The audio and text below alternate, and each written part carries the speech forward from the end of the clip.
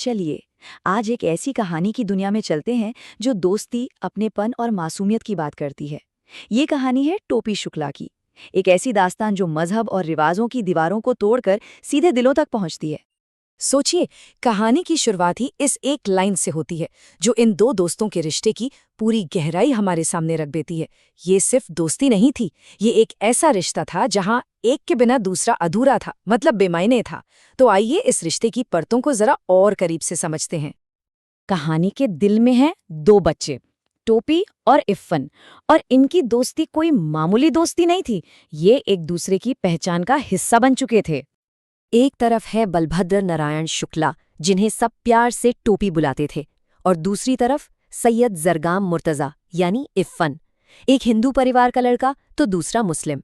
दोनों के घरों का माहौल, तौर तरीके, सब कुछ एकदम अलग था। लेकिन इन फर्कों के बावजूद उनकी दोस्ती इतनी पक्की थी कि वो एक दूसरे के बिना अधूरे थे। अब टोपी के इस कहानी में एक ऐसा इंसान था जो उसके लिए अपनेपन का सबसे बड़ा ठिकाना था, और वो थी इफ़्फ़न की दादी। वही थी जो टोपी को एक ऐसी दुनिया से जोड़ती थी जो उसके अपने घर से बिल्कुल अलग और बहुत प्यारी थी। इफ़्फ़न की दादी थीं तो लखनऊ के एक बड़े मौलवी परिवार की बहू, पर वो अपनी जड़ों को, अपनी बोले को कभी नहीं भूली। वो हमेशा अपनी मीठी, पूर्वी बोली में बात करती थीं, और यही वो ज़बान थी जिसमें उनका सारा प्यार, सारा अपनापन घुला हुआ था।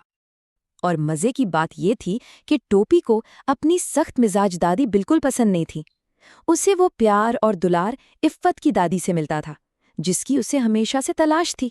दादी की बातें, उनकी कहानियाँ सब टोपी को शक्कर के मीठे खिलौनों की तरह लगती थीं।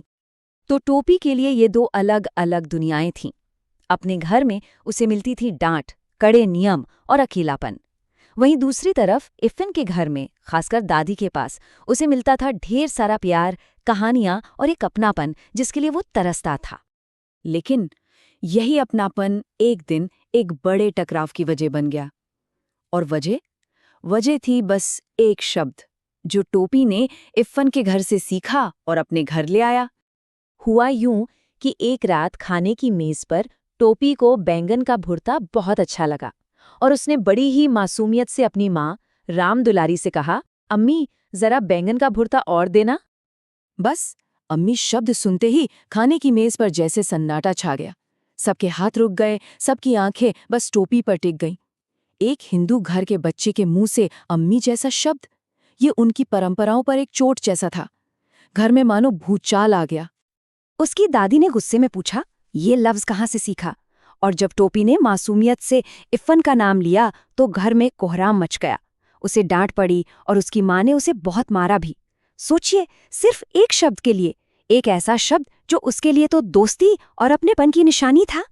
इस एक घटना ने टोपी को अंदर तक तोड़ दिया, और अब अपनेपन की वो जो छोटी सी दुनिया उसने बसाई थी, वो भी बिखरने की कगार पर आ गई थी। अपने घर के माहौल से तंग आकर एक दिन टोपी ने अपने दोस्त इफ़्फ़न से एक बहुत ही भोला लेकिन दिल चीर देने वाला सवाल पूछा, क्या हम अपनी अपनी दादी बदल सकते हैं? ये सवाल दिखाता है कि वो उस प्यार के लिए कितना तड़प रहा था जो उसे सिर्फ इफ़्फ़न की दादी से मिला था। और फिर एक दिन अचानक वो खबर आई जिसने सब कुछ बदल दिया। इफ़्फ़न की दादी नहीं रहीं। उस दिन टोपी को लगा जैसे इफ़्फ़न का घर बिल्कुल खाली हो गया था। उसने कभी उनके हाथ से एक निवाला तक नहीं खाया था, उसे तो उनका नाम तक नहीं पता था, पर उनका रिश्ता इन सब बातों से कहीं बढ़कर था। और इस तरह टोपी की दुनिया एक एक करके उजड़ गई। पहले दादी का जाना, और फिर उसके कुछ ही समय बाद इफ़्फ़न के अब्बू का तबादला हो गया और वो भी शहर छोड़कर चला गया। इन दो घटनाओं ने टोपी को बिल्कुल अकेला, तन्हा कर दिया। तो आखिर टोपी शुक्ला की एक कहानी हमें दोस्ती, रिश्तों और अपनेपन के बारे में क्या सिखाती है? इसका असल मतलब क्या है? देखिए, ये कहानी सिर्फ दो बच्चों की दोस्ती के बारे में नहीं है।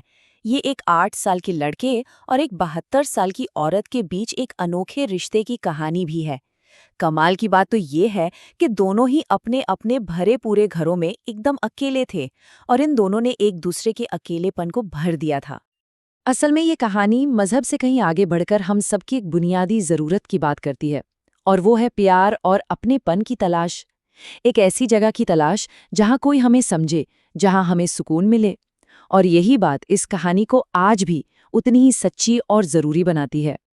तो अंत में ये कहानी हम सब के लिए एक सवाल छोड़ जाती है। क्या इंसानी रिश्ते मज़हब, उम्र और परंपराओं की इन दीवारों से कहीं ज़्यादा बड़े नहीं होते?